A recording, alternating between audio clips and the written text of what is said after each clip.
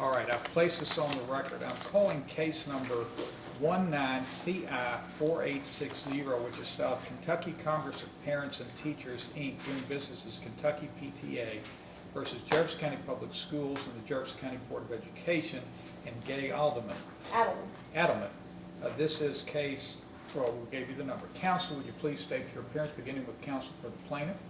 Yes, Your Honor. Coy Travis on behalf of the plaintiff, Kentucky Congress of Parents and Teachers, doing business as Kentucky PTA. And for the school board? Tyson Gorman here on behalf of the Jefferson County Board of Education. And Ms. Adelman is here on her own. Ma'am, you weren't expecting a lawyer to be here today. You No. represent yourself. All I right. only found out about this on Monday. Very good. Let me tell you what I understand is going on, and then we'll talk about what, if anything, I should do in light of what's going on. The suit was filed on Friday, I believe, by, I'm going to refer to Colton, your side, as the PTA, seeking some order from this court that would tell the school board and the Board of Education not to turn over to Ms. Adelman the financial records of the PTA that they submit to the schools per a requirement that if you're going to operate as a school-related entity, you have to give us your financials on a regular basis. The school board, I don't know if you all have taken a position, Mr. Gorman, on that. We do not have a position. We're here as a named defendant, but it's a little unusual circumstance in that typically these things are complied with very quickly, and here it was going to take some time to gather the information because most, not all, but most of the schools have a PTA, so it's a lot of paperwork to gather. Ms. Adelman was given notice that it was going to take some time. As the efforts were being made to gather the information, I guess folks at the PTA became aware of it and became concerned, and they filed the suit.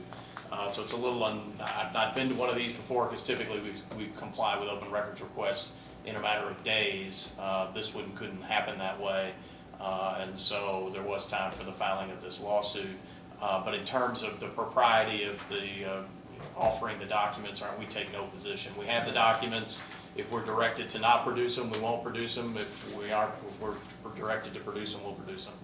And may I safely presume that the Attorney General hasn't been inquired of? My understanding of the normal process with respect to Open Records Act requests is if the entity, the governmental entity who is asked to produce stuff has a doubt about whether it should be turned over or not, that the Attorney General is the next step in the process and they weigh in. That is correct. Typically when we decline, the school board decline to provide some item, the next step is an appeal to the Attorney General's office. They actually have a group of 2 or 3 folks that specialize in doing that, do it all over the state. But yeah, that's typically where these go. Okay. Ms. Travis, I thought all the PTAs were separate and distinct entities at each school, but my reading of your pleadings would suggest there's some kind of global umbrella organization that is your client that is kind of the statewide entity. Is I'm reading that right? That's correct, Your Honor. Kentucky State PTA is the actual legal entity that runs all PTAs throughout the Commonwealth of Kentucky that are affiliated with it. The Kentucky PTA is then broken down into districts and local units. So the school units are local units under the umbrella of the Kentucky State PTA. Okay. They are governed pursuant to the bylaws of the Kentucky PTA. They are given a lot of autonomy to do things within their school, but ultimately they are an arm of the state organization. Okay, good to know. And then, Ms. Adelman, there were 2 types of financial records, as I understand it, that when you asked for financial records about the PTA, the schools said, well, we got basically 2 kinds. We audit them from time to time, like we do everybody else who's involved with the schools. And so we got some numbers about that audit, and then we've also got, they turn over to us what I assume is essentially a balance sheet, an income statement, or something like that in an accounting sense, that they give us just so we kind of know, keep our finger on the pulse of what's going on. Which of those did you want? And my sense is you said, well, I'd like to see both of them. Correct. And that, Mr. Travis, if I'm reading the pleadings correctly, you're not so much concerned about them getting the audit as you are about them getting what amounts to accounting records, income statement, a balance sheet, or what have you. So looking at the exhibit that we attached to our complaint, which was the open records request, in response to Ms. Adelman, JCPS asked to clarify.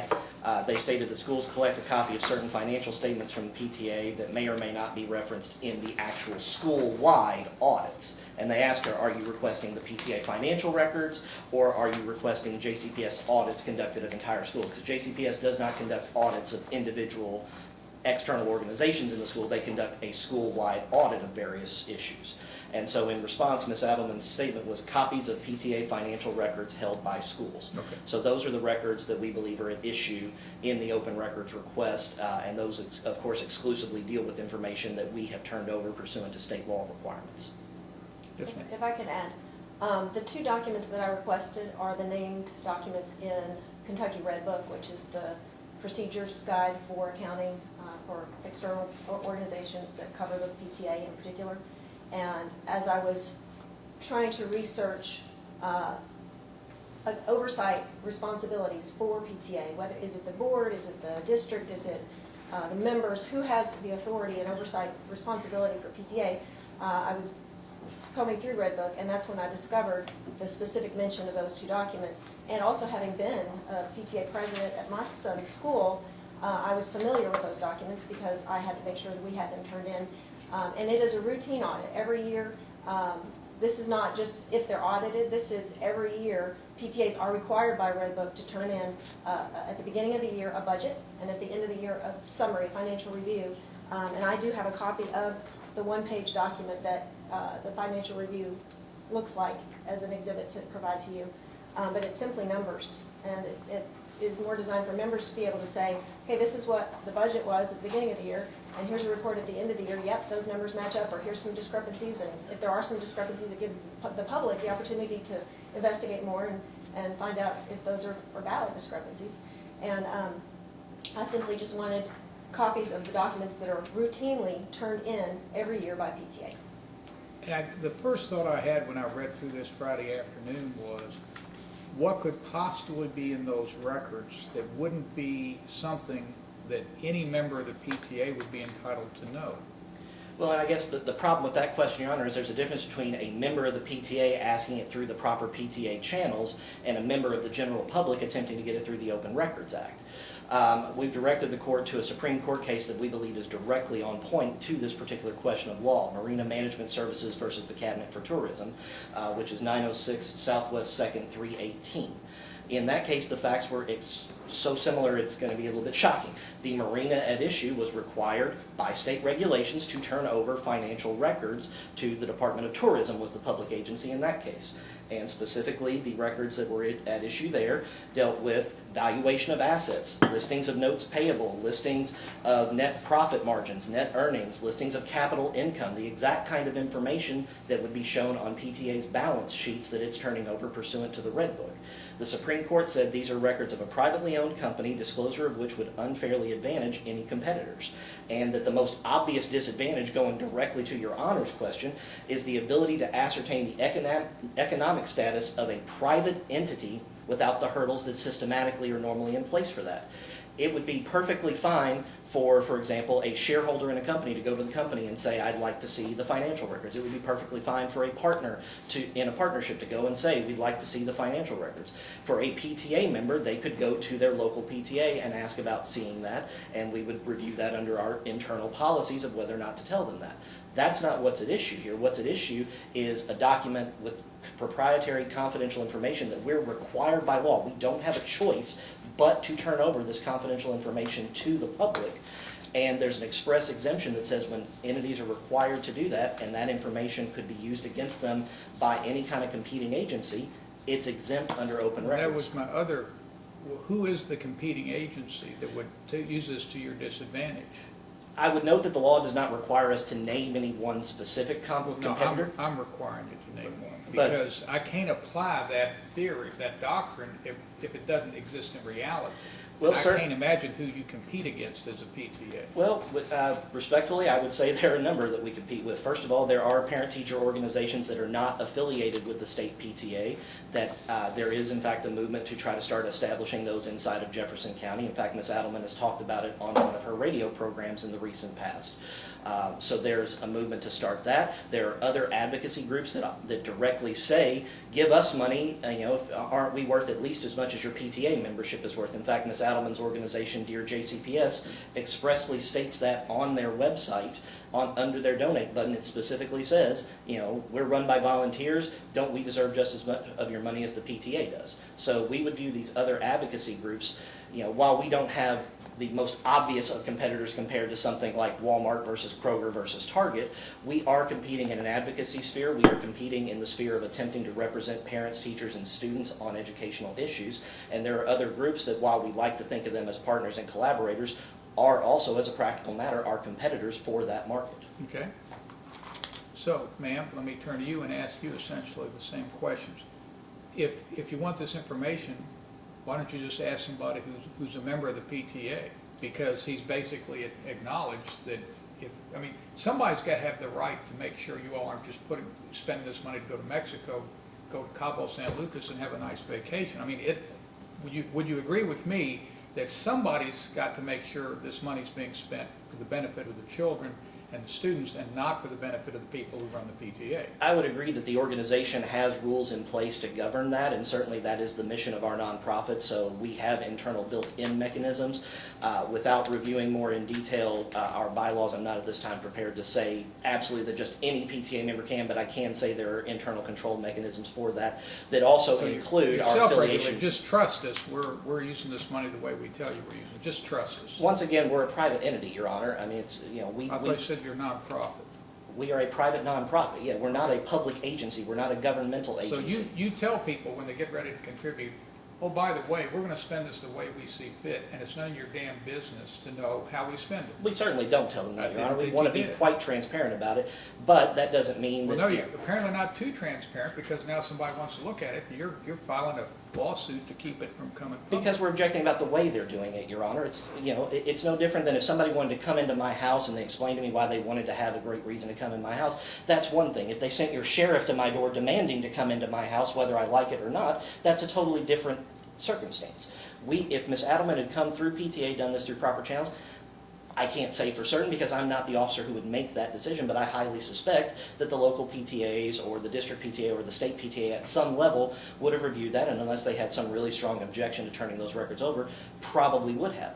But again, that's the issue. At the end of the day, while we do public work in terms of it has a public interest, we are not a public agency. We are not someone that is funded on the state budget. We are not someone that is funded on the federal budget. We are funded privately by our members. And so we do have the right to self-govern ourselves the same as any other corporation in the state of Kentucky. That simply is nonsense. And it's absolute nonsense. And I will tell you, just from my limited dealings with children in the my kids all went through public schools. We were involved with band boosters and sports teams. And if you think you can spend money that you raise for bands and athletic any way you want to, your clients are delusional. And I don't think they believe that. And I think the court is misconstruing what I'm saying. I'm not saying we have the right to do that. Certainly, we have accountability, and we should be subject to some of that. But the problem is coming at it through the lens of a law that is designed to make sure that public agencies are operating in certain ways. The Kentucky Supreme Court has clearly said when private entities who are working with the government are required to give the government certain records, other entities can't come in and say through the open records law, we'd like to see this company's private records. But if the people who are basically making sure the PTA does what it's supposed to is the school board, the only way to make sure the school board in turn is doing their job is for someone to be able to come in and say, show us what you're doing. So let me talk to Ms. Adelman for a moment. Ma'am, Yes, sir. How urgent is this? It's not. Okay, and the reason I say that is my visceral reaction to all of this initially was, I want the Attorney General who, and again, as Tyson said, there's 2 or 3 people in there, this is all they do all day, every day. And it is my sense from reading various opinions that they've handed down, they take their role very seriously as being to make sure that open records get conveyed. It's actually fairly rare to hear about them saying, no, something shouldn't come out. But it does, because there are exceptions to that law. And my inclination would be, if the Attorney General said, Mr. Travis is right, these kinds of things are not things you get through the Open Records Act request because of this exemption, then I would probably politely say, ma'am, I think you need to find some people on these various PTA who say, I want to know how we're spending money, and go from there. But, if it was an urgent thing, we might have to, because that process will take months, I'm guessing. How long is a typical? Oh, that process, they work in a fairly expedited fashion, you know, with the quick deadlines. I would say typically, you know, issues are resolved at least initially by them in, 90 days or so. Well, that's okay, months. Yeah. But it's not like sometime in 2021, we might get a. No, it's not that kind of procedure. It's not a lawsuit. All right, ma'am, you've been patiently behaving yourself. Tell me what you think I ought to hear. Thank you. I like the idea of deferring this to the Attorney General, especially if there will be an opportunity for us to present the other side of the conversation. But if not, I'd like to have a few things on record today, if that's okay. Go ahead. The notion that we are a competing agency is one that I find insulting. We are all here for the benefit of students in Jefferson County and across the state. And I'm a member of PTA, and the proper channels idea is also insulting because I have requested copies of bylaws, not bylaws, but standing rules that were used to govern the elections that were recently held, and I was told that basically they were none of my business, even though they were governing the election process itself. I run an organization called Dear JCPS, and what you're suggesting about the members asking for documentation and knowing what's going on in their own units is exactly the reason why I filed the open records request, because members who are here in the courtroom with me today, members of PTAs who have tried to get answers from both the district and the state PTA and been shut out, pushed out, voted out, especially in particular parents of color. So I feel like if we had requested this through proper channels, we would have experienced the same delays and excuses, and it seems much more expedient to just do the open records request, because these are documents that are already part of public record and should be part of a why not rely on the organization whose job it is to follow a procedure and keep these documents to produce them, instead of asking a bunch of volunteers to go out of their way to manage 160 different requests, especially since it's been done before. In 2017, these very records were requested by the Courier-Journal, and they were produced. And as far as I know, the PTA has not presented any evidence of harm that was done as the result of that particular records release. So I agree with you. I wonder what is in these records that I thought was just a routine open records request, and now I want to know what we're going to find. I've been calling attention to the racial disparities that exist in our PTA leadership in particular. I've been calling attention to bylaws changes that have been made after the fact and then made retroactive. They called an emergency bylaws meeting so they could change their election procedure so that it would make certain candidates that were running from the floor ineligible to serve if they were to be elected, and then they made that retroactive. These are all things that we've been poking the bear, essentially, to try to improve the performance of an organization that we all love. I love and support and care about PTA. I'm a big believer in PTA. I want it to represent all students in our system, not just some who manage to not rock the boat in order to stay part of leadership. And so the comparison to a marina that's a for-profit entity, I understand the rule why it would exist for a for-profit corporation, but not for an organization that should be allied with us in protecting our children.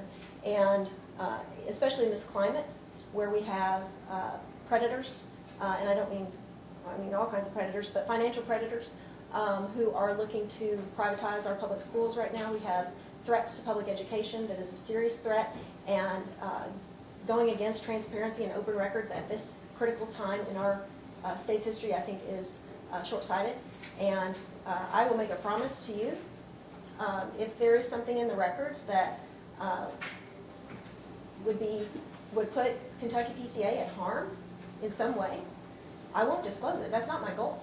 My goal is to look for anomalies that have been reported to me by these members who have come to me because of the organization that I run, who did not have success getting the answers to their questions through proper channels, And if there are some disparities or some malfeasance or theft or things like that, then we will bring those to the proper party's attention. In fact, I'll bring them to you first, because that is not my goal, but my goal is to seek resolution to the concerns that have been brought to my attention, and to seek accountability and transparency through processes that have been established for that very purpose. Thank you.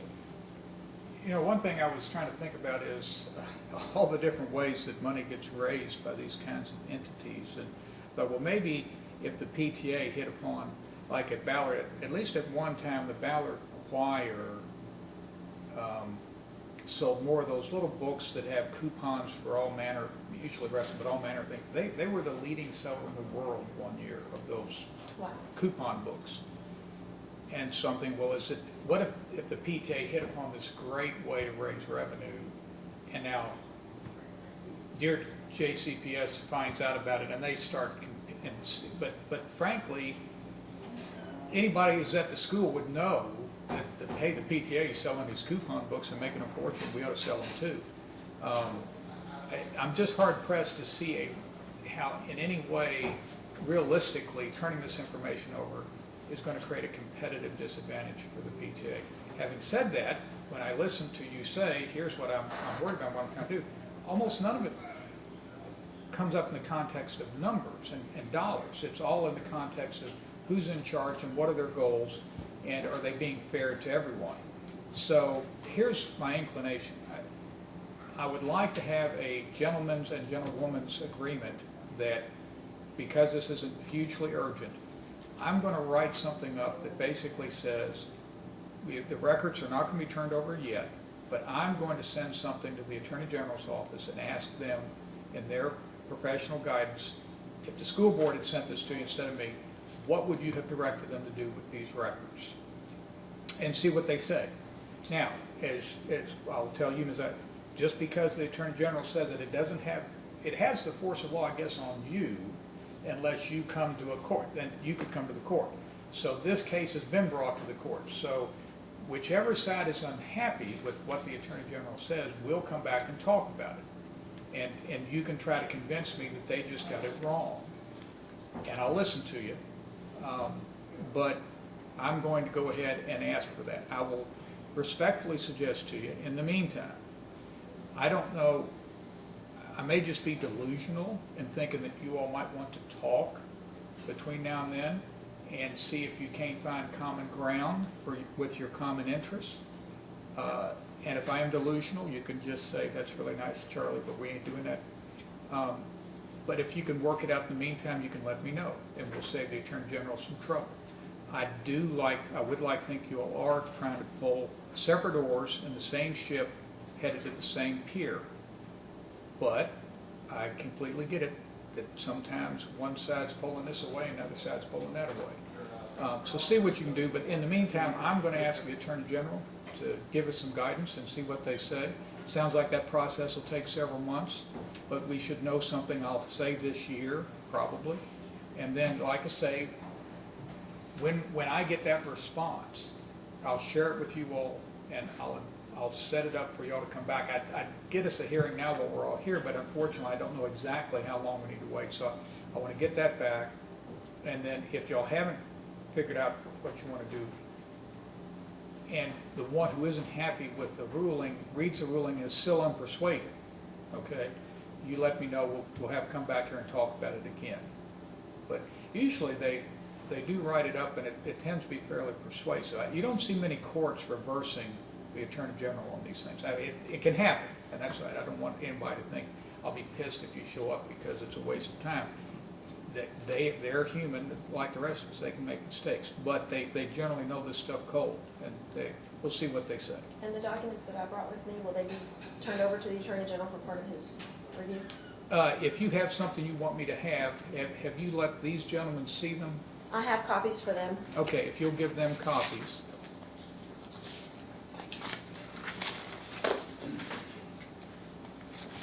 And one to you? Yeah. Apologize for the mess. My printers kept both hands. I was trying to walk up. It's all right. Thank you.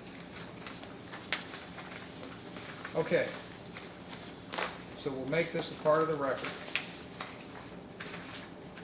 Your Honor, I'm going to have an objection to one of these exhibits. Okay?